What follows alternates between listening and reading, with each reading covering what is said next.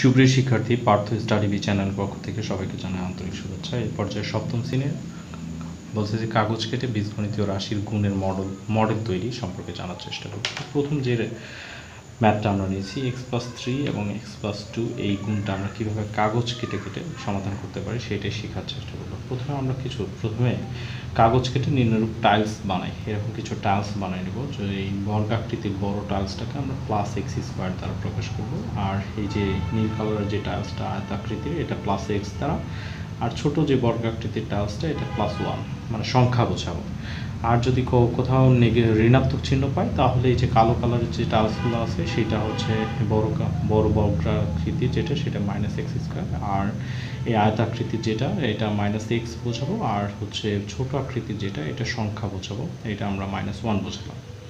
তো এখানে দেখো আমরা চিত্রের মতো উৎপাদকগুলোকে টাইলস আকারে কাটা কাগজেরগুলো বসাই। এখানে আমরা বসাই অঙ্কটা সমাধান করবো। তাই আমাদের এখানে ছিল প্রথমে দেখো x+3, দুইটা রাশি ছিল x+3 আর একটা x+2। তাই প্রথমে x+3 নিছি। তাহলে এক্সকে আমরা হচ্ছে, যেহেতু এটা প্লাস তাই এক্সকে আমরা এই নীল কালারের ব্লকে বসাইছি আয়তাকৃতির, আর 3 মানে 3টা 1, তাই আমরা, এবং এটাতে প্লাস আছে তাই এই যে 3টা নীল কালারের ছোট বর্গ বসালাম।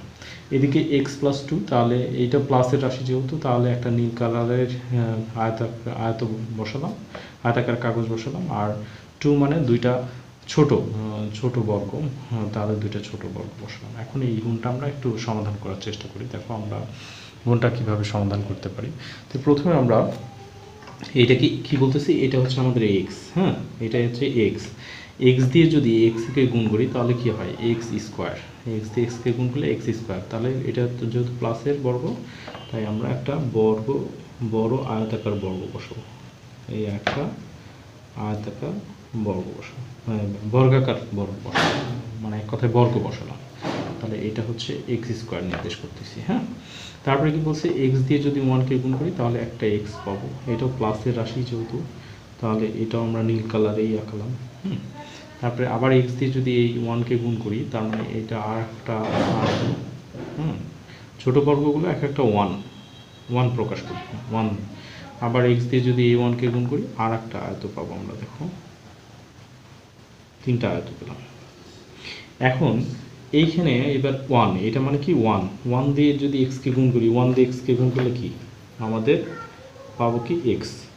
তো এই টাস্কগুলো এমনভাবে সাজাতে হবে যাতে দেখতে সুন্দর লাগে। হ্যাঁ, তাহলে আবার যদি আমি 1 দিয়ে যদি এই বর্গকে গুণ করি, তার মানে 1 দিয়ে 1কে গুণ করলে কি পাই, 1 দিয়ে 1কে গুণ করলে আমরা একটা 1 পাবো, 1 1কে 1।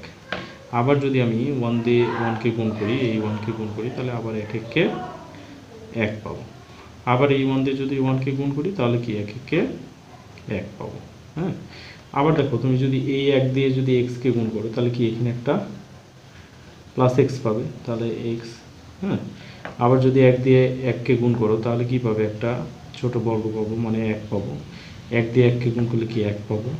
বর্গগুলো এক একটা ছোটো বর্গগুলো এক একটা 1 দিয়ে যদি 1কে গুণ করো তাহলে কি আর একটা 1 পাবে। তাহলে মোটামুটি আমাদের গুণের কাজ শেষ। এখন উত্তরটা লেখার পালা। তাহলে আমরা উত্তরটা লেখার সময় কী করবো, দেখো উত্তরটা লেখার সময় আমরা একটু যদি খেয়াল করে দেখি উত্তরটা আমরা কীভাবে লিখবো। দেখো আমাদের গুণের রাশি ছিল কি, একটা ছিল x+2 আর একটা ছিল x+3 সমান।